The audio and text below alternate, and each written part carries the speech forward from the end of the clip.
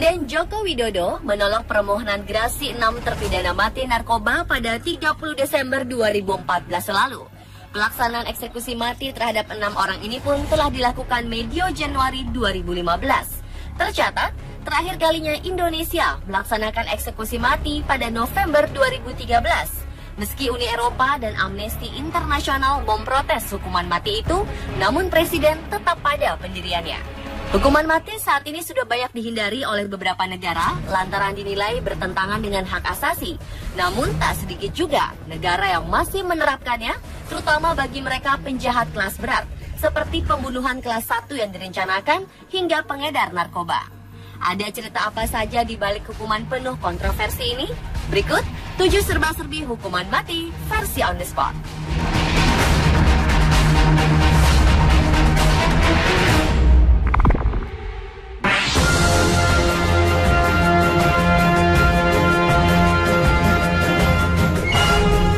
Tiongkok berada di urutan paling atas sebagai negara yang sering melakukan hukuman mati untuk seluruh kasus, terlebih yang menyengsarakan banyak orang. Amnesty International mengumpulkan laporan bahwa setidaknya lebih dari 8.000 orang dicabut nyawanya dengan hukuman mati. Namun sejak 2009, pemerintah Tiongkok menyembunyikan dengan ketat jumlah sebenarnya dari terpidana mati di negara ini. Meski demikian, beberapa kali Tiongkok menyiarkan tahanan eksekusi mati pada publik. Awal tahun lalu, sekitar 15 terdakwa mati dipamerkan pada masyarakat sebelum dieksekusi. Pemerintah Tiongkok beralasan hal ini akan membuat jera para pelaku kriminal.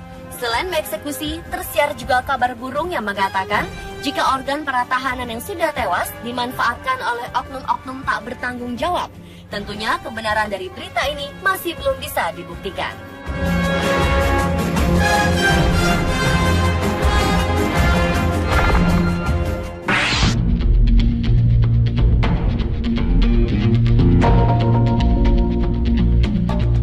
Inilah permintaan terakhir narapidana paling aneh sepanjang sejarah.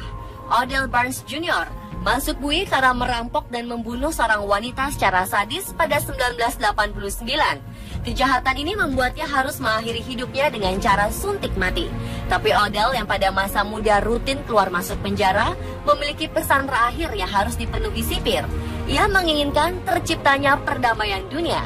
Alhasil, permintaan terakhir ini pun membuat bingung para sipir penjara. Odell tak meminta makanan istimewa karena sipir hanya menyuguhinya dengan makanan biasa. Padahal biasanya terpidana mati akan meminta banyak makanan mewah sebelum dihukum mati. Dan sayangnya lagi, perdamaian dunia sampai sekarang juga belum tercipta untuknya.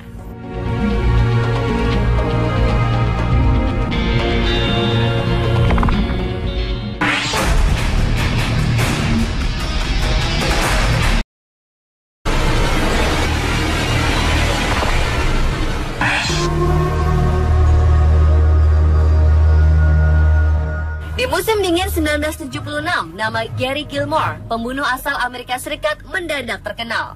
Selama 2 hari dalam musim dingin itu, Gary telah membunuh 2 orang, yaitu petugas pompa bensin dan manajer hotel. Atas tindakannya, Gary dijatuhi hukuman mati dengan cara ditembak. Di hari eksekusinya, Gary duduk terikat pada sebuah kursi dan mengucapkan "Just do it" kepada para eksekutornya. Dalam bahasa Indonesia, kalimat ini berarti cepat lakukan saja. Setelah kematiannya, beberapa organ Gary pun didonasikan ke rumah sakit. Karena dianggap ikonik, kalimat terakhir Gary itu kemudian menjadi inspirasi bagi Dan Wilden, eksekutif advertising dari apparel sepatu terkenal. Wilden kemudian menjadikan kalimat Gary itu sebagai tagline atau jargon produknya.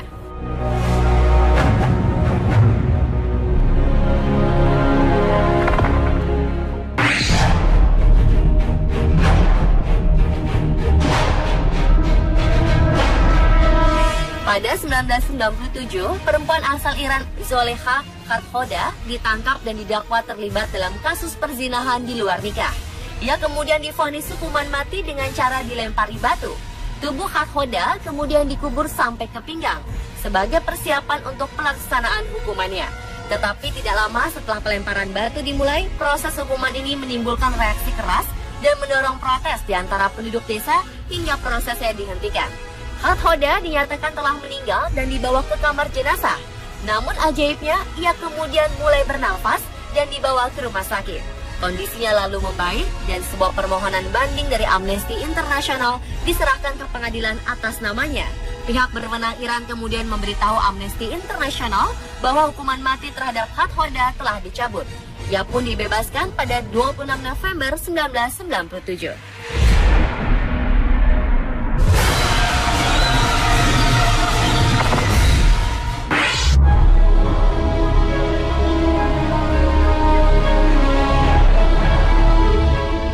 Para tahanan yang dijatuhi hukuman mati di Arab Saudi diizinkan menunaikan ibadah haji dan umroh sebagai bagian dari keinginan terakhirnya. Pada 2009, Direktorat Tahanan Arab Saudi melakukan studi mengenai kemungkinan memberikan kesempatan kepada para tahanan melaksanakan ibadah haji. Studi ini juga mempelajari bagaimana caranya para tahanan itu melaksanakan haji, termasuk menjalankan berbagai rukun haji yang biasanya dilaksanakan selama 7-10 hari. Program haji bagi para tahanan terpidana mati pun telah mendapat persetujuan dari pengadilan. Sebelumnya, para tahanan tak diperbolehkan melaksanakan ibadah umroh. Alasannya, para tahanan dicurigai akan melarikan diri dan sulit dikontrol. Kini para tahanan diperbolehkan naik haji dan umroh demi meningkatkan kesadaran beragama dan tobat para tahanan. Namun belum ada data statistik berapa jumlah tahanan yang menunaikan ibadah haji.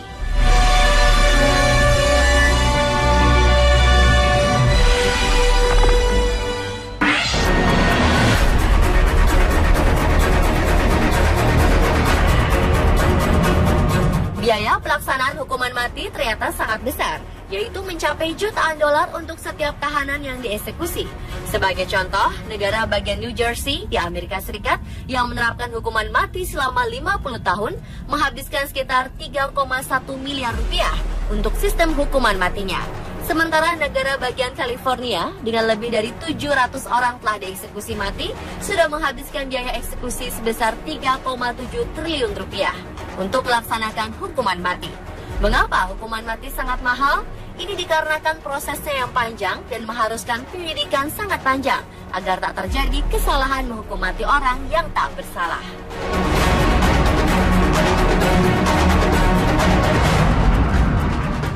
Pemirsa, itulah 7 serba-serbi hukuman mati versi on the spot.